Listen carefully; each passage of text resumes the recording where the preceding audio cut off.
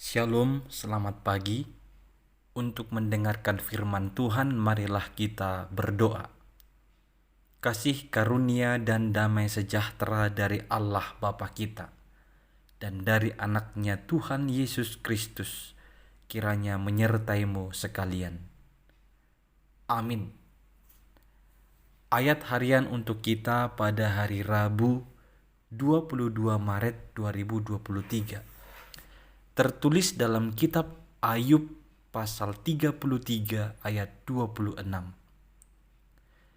Ia berdoa kepada Allah dan Allah berkenan menerimanya. Ia akan memandang wajahnya dengan bersorak-sorai dan Allah mengembalikan kebenaran kepada manusia.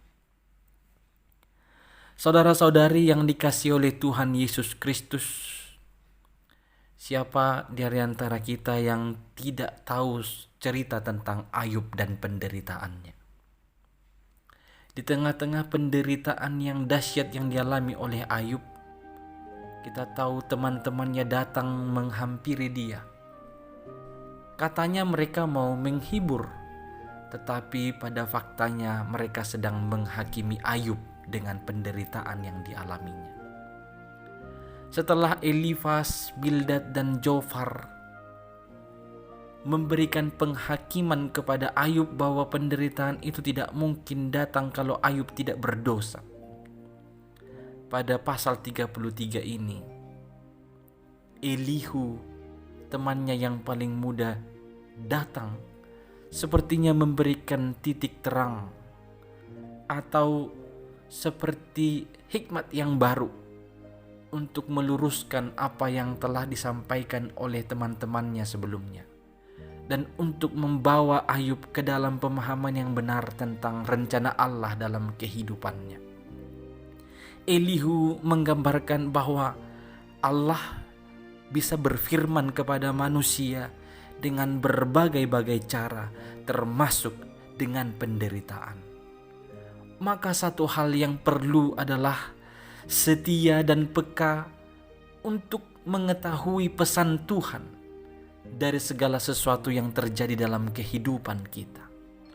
Dengar-dengaran dan peka terhadap firman Tuhan, terhadap pesan Tuhan lewat setiap peristiwa yang kita alami. Itu adalah jalan terbaik bagi kita, supaya kita tahu meminta, supaya kita tahu bergantung, memohon tuntunan Tuhan untuk melalui segala peristiwa dalam kehidupan kita, khususnya penderitaan. Sehingga ketika penderitaan datang, kita tidak menghabiskan energi atau waktu kita untuk menghakimi yang lain, atau untuk bertanya-tanya saja mengapa ini terjadi, mengapa harus saya. Sebaliknya, kita menggunakan energi kita yang banyak ini untuk peka dan dengar-dengaran terhadap pesan Tuhan melalui peristiwa itu. Disebutkan apabila kita berdoa kepada Allah, Allah berkenan menerimanya, dan kita akan bersorak-sorai memandang wajahnya, di mana Tuhan hadir dan ada untuk menolong kita di tengah-tengah peristiwa sulit yang sedang kita alami. Saudara-saudari yang dikasihi oleh Tuhan Yesus Kristus, untuk itu marilah fokus kepada suara Tuhan, sehingga pada saat Tuhan menyampaikan pesannya, ataupun pada saat utusan Tuhan menyampaikan pesannya untuk kita, maka kita tahu dan kita dapat dengan cepat meresponnya. Kita harus berjaga-jaga, kita harus membuka hati, introspeksi diri, dan meminta tuntunan Roh Kudus untuk dapat menangkap pesan yang dari Tuhan, sehingga kita tahu kehendaknya dan rencana Tuhan atas kehidupan kita. Allah berkenan menerima apabila kita berdoa kepadanya. Amin, kita berdoa.